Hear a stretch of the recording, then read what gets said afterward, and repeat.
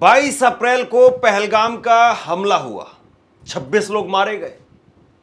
उसके बाद में 7 मई से लगातार भारत की सेना मुंहतोड़ जवाब दे रही है और उस मुंहतोड़ जवाब में हमारे सामने ढेरों तस्वीरें हैं।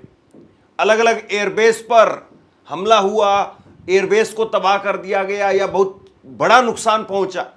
लेकिन आम एक जनमानस के मन में यह सवाल खड़ा हो रहा है कि क्या वाकई हम सिर्फ ये बिल्डिंगें टूटती हुई देखना चाहते हैं? पाकिस्तान में क्या वाकई किसी मदरसे को, किसी एयरबेस को नुकसान पहुंचा करके भारत की भरपाई हो जाएगी?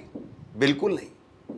और भारत की सेना का मकसद सिर्फ एयरबेस पर हमला करना या भारत की सेना का मकसद किसी बिल्डिंग, इमारत को नुकसान पहुंचाना इतना भर नहीं है। भारत की सेना का असली मकसद है पाकिस्तान में पनाह लेकर के छुपे हुए आतंकियों को निस्ते नाबूद करना।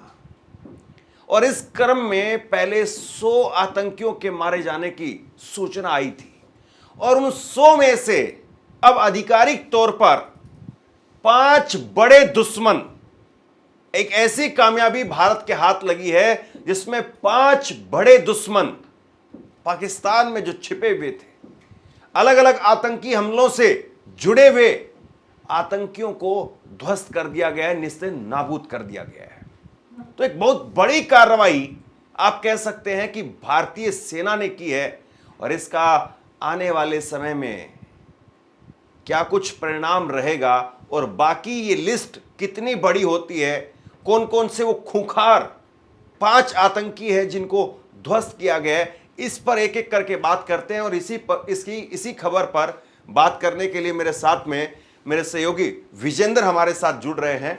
विजेंद्र, 5 बड़े आतंकी जो भारत के लिए नासूर बन गए थे, उनको भारत की सेना ने मार गिराया है। लिस्ट आपके हाथ में है, एक एक करके उन आतंकियों के बारे में परिचय हमारे दर्शकों को दीजिए। जी, मैं आपको बताना चाहूंगा जो सबसे बड़ा आतंकी इस ऑपरेशन में मारा गया है उसका नाम है मुदस्सर खड़ियान उर्फ अबू जुंदाल। ये लश्कर ए तैयबा का आतंकवादी था, मुरीद के मरकज तैयबा का इंचार्ज था। जिन्हें ये छोटा फिगर नहीं था, ये जहां आतंकवादी तैयार की जाती है पूरी खेप, उसका इंचार्ज था। 26 नवंबर 2008 में मुंबई में हुए आतंकी हमले में शामिल था। ये उस मास्टरमाइंड था। ये बड़ी लाइन है, मुंबई के आतंकी हमले में, यानी जो एक तरीके से 26/11 का बहुत बड़ा नंबर, मुंबई के ताज पर हमला, उसमें शामिल आतंकी को ध्वस्त किया गया। और उससे बड़ी बात यह है, आपको बताना चाहूंगा मैं, कि पाकिस्तानी सेना ने जब इसका जनाजा हुआ तो गार्ड ऑफ ऑनर दिया गया। हाफिज सईद का बेहद खास था। इसके जनाजे में आसिम मुनीर और मरियम शरीफ ने जनाजे में फूल भेजे थे। आसिम मुनीर पाक सेना के प्रमुख हैं और मरियम शरीफ जो है वो नवाज शरीफ की बेटी है और पंजाब प्रांत की मुख्यमंत्री हैं। पंजाब प्रांत की, माफ कीजिएगा, पाकिस्तान के पंजाब प्रांत की मुख्यमंत्री, वो फूल भेज रही हैं। अब यहां पे मैं थोड़ी देर के लिए आपको रोकूंगा जी। 2 बातें यहां पर हैं समझने वाली। पहली बात तो ये है कि जब वो जनाजे की तस्वीरें आई थी तब भी सवाल खड़ा हुआ था, तब भी हम लोगों ने खबर दिखाई थी कि ये लोग पाकिस्तानी झंडा क्यों वहां पर लगा रहे हैं, पाकिस्तान की फौज, पाकिस्तान की पुलिस वो क्यों इनके जनाजे में शामिल है। लेकिन बात केवल वहीं तक नहीं थी, जैसा आप बता रहे हैं, आसिम मुनीर वो फूल भेज रहे हैं, वो श्रद्धांजलि अर्पित कर रहे हैं, वो गार्ड ऑफ ऑनर दिलवा रहे हैं। मतलब जिन आतंकियों को पाकिस्तान अपनी सरजमी पर पालता है, पोसता है, उनकी ट्रेनिंग करवाता है, उनका खर्चा देता है, उनको हथियार देता है और उनको पाकिस्तान से सीधा भारत में बैठाता है वहां पर, तो वो मारे जाने के बाद में भी गार्ड ऑफ ऑनर उनको मिल रहा है। सोचिए अपने आप में कितनी बड़ी जो है ये कामयाबी है। और ये सारी बातें जो हम यहां पर बात कर रहे हैं, ये सारी बातें कल को, ये जब माहौल यहां पर शांत हो जाएगा तो जाहिर सी बात है दुनिया भर के अलग अलग प्लेटफॉर्म पर ये सारी बातें रखी जाएगी कि पाकिस्तान एक आतंकी स्थान है, पाकिस्तान एक ऐसा मुल्क है जो आतंकियों को सीधे सीधे पनाह ना केवल दे रहा है बल्कि मरने के बाद गार्ड ऑफ ऑनर देता है। ये अपने आप में बहुत बड़ी बात है। जी और दूसरा बड़ा नाम था जो इस ऑपरेशन में मारा गया है, वो है हाफिज मोहम्मद जमील। ये जैश ए मोहम्मद का बड़ा आतंकवादी था। मौलाना मसूद अजहर का सबसे बड़ा साला यानी ब्रदर इन लॉ था। बहावलपुर में मरकज ए सुभान अल्लाह का इंचार्ज था। युवाओं को कट्टरपंथी बनाने और फंडिंग में लगातार एक्टिव था।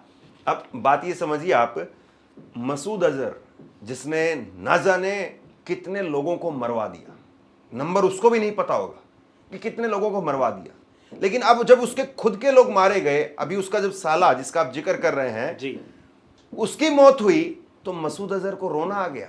मसूद अजहर वो कहने लगा कि मुझे भी मौत आ जाती तो अच्छा होता। जब आपका अपना कोई जाता है ना साहब, तो पैरों के नीचे की जमीन खिसक जाती है। और यही मसूद अजहर को अब महसूस होने लगा है।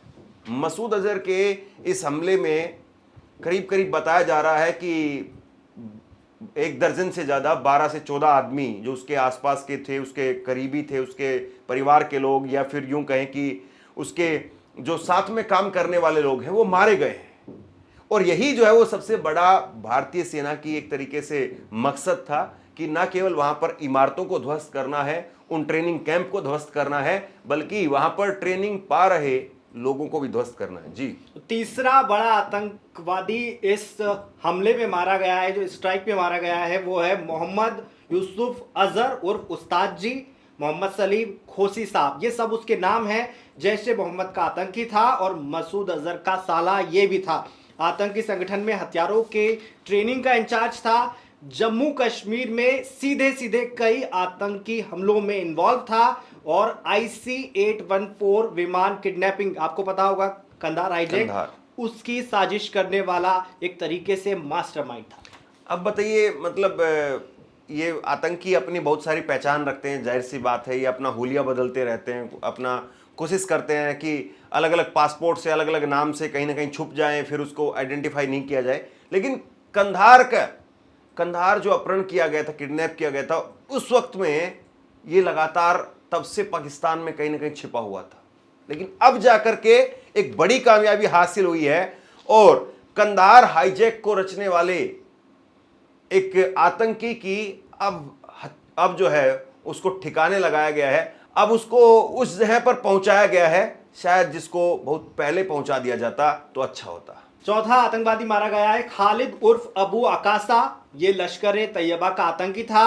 अफगानिस्तान से हथियारों की तस्करी में शामिल था। जम्मू कश्मीर में कई आतंकी हमलों में सीधे शामिल रहा। इसका पाकिस्तान के फैसलाबाद में जनाजा हुआ।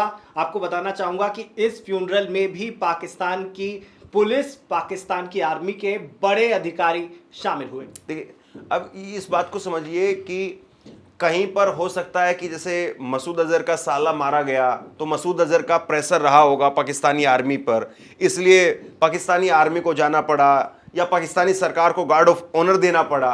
कहीं पर जो है वो बात समझ में आती है।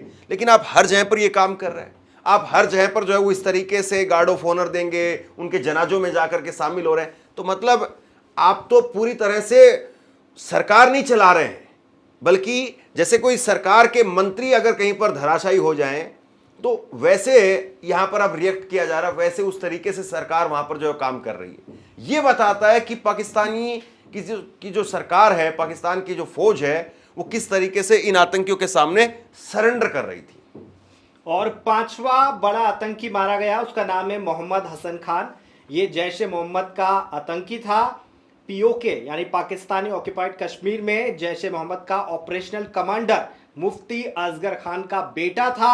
मोहम्मद हसन की जम्मू कश्मीर में कई आतंकी हमलों में सीधी इन्वॉल्वमेंट थी। एक स्कूल में इसके जनाजे की नमाज पढ़ी गई, आपको बताना चाहूंगा, उसमें भी सेना और पुलिस के बड़े अधिकारी शामिल हुए। तो ये वो बड़े नाम हैं जिन्होंने बड़े बड़े हमलों में शामिल होकर के भारत को नुकसान पहुंचाया।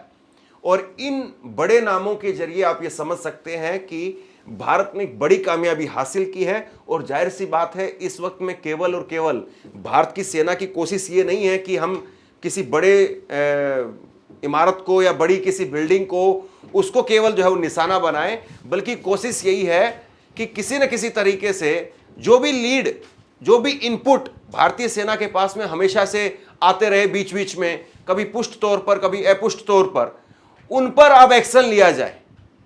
क्योंकि बहुत बार ऐसे हालात नहीं होते हैं कि आपके पास में कोई लीड मिल गई है कि सियालकोट में फला आदमी छिपा हुआ है, फला आतंकी वहां पर छिपा हुआ है, लेकिन बहुत बार प्रेशर होता है, बहुत बार स्थिति ऐसी नहीं होती कि आप वहां पर जाकर के ऑपरेशन को अंजाम दे सके, वहां पर आप कार्रवाई कर सके। लेकिन चूंकि वही बात है ना कि तवा गर्म है तो 4 रोटी अब इसमें और उतार दी जाए।